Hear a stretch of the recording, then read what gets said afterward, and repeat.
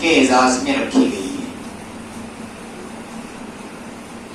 میں ان دونوں بچوں کو، ان کے سرپرست حضرات کو اور ان بچوں کے پیچھے محنت کرنے والے ان کے استاد محترم حافظ اشرف عبداللہ صاحب کو اور مسجد صالح حجین کے دیگر معلمین کو مبارکباد پیش کرتا ہوں کہ ان کی محنتیں اور ان کی توجہیں یہ کارگر ثابت ہوئی اور آج 2 بچوں نے ناظرہ قرآن کریم یہ مکمل کیا ہے۔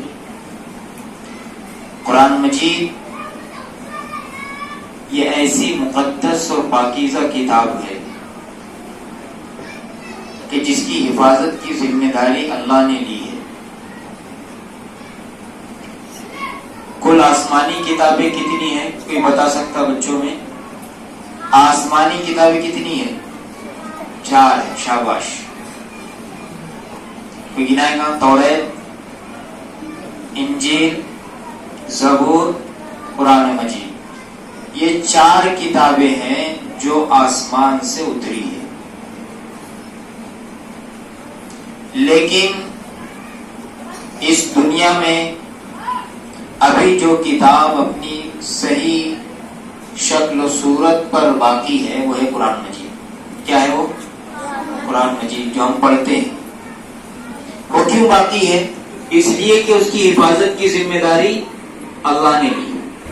اس سے پہلے جو کتاب نازل ہوئی، تورات ہے، زبور ہے، اس کی حفاظت بندے ہی کرتے تھے۔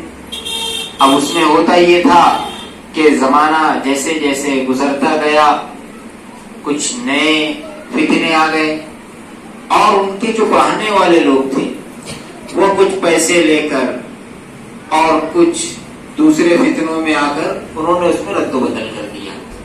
لیکن قرآن مجید میں آج تک ایسا نہیں ہوا۔ کیا تم نے کبھی دیکھا کسی قرآن میں بسم اللہ کو بسم اللہ لکھا ہوا ہے؟ اگر بسم اللہ بسم اللہ سے لکھا رہے گا تو پھر کیا کریں گے؟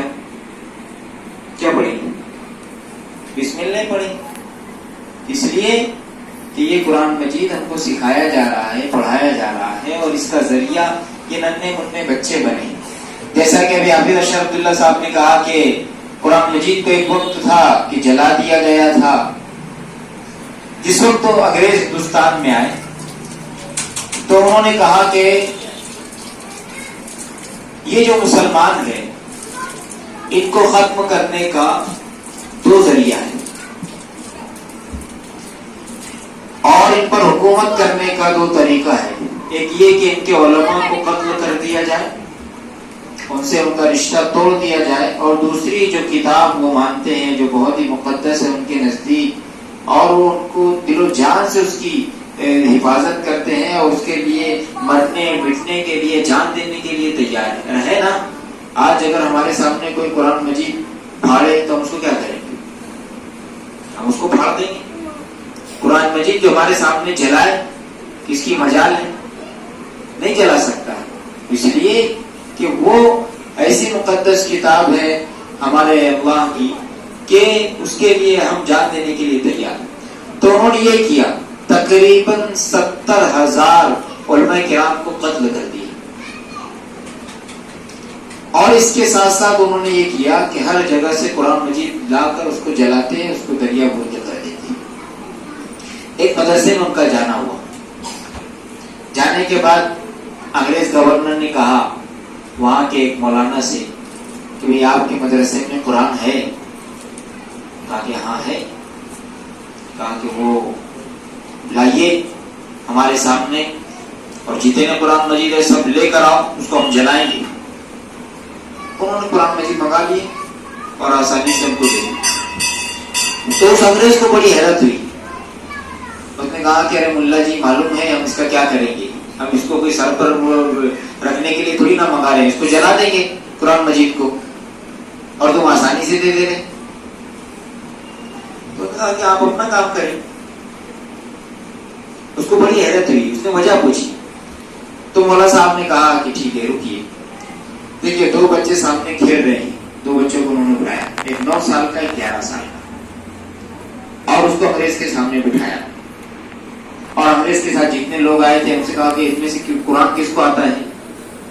تو ایک تھا وہ ہندوستانی، وہ بھی کہا کہ اس کو آتا ہے قرآن مجید، اس لیے کہ ہم نے اس کو لیے رکھا ہے کہ اس کو معلوم ہو کہ ہم جو جلا رہے ہیں وہ قرآن ہے یا دوسری کتاب ہے، تو اس کو جانکاری کے لیے معلومات کے لیے ہم نے اس کو رکھا ہے، تو اس کو قرآن رکھا ہے۔ کہا کہ بھی قرآن لے کر آؤ، بچوں کو بٹھایا اور اس سے کہا کہ بھی یہ بڑے والے سے آپ پوچھیے قرآن مجید میں جہاں سے آپ کا من وہاں سے پوچھیے۔ اس نے قرآن کھولا، پوچھا، حافظ تھا بچہ، اس نے پورا قرآن جہاں سے پوچھا گیا سوال کا صحیح جواب دیا۔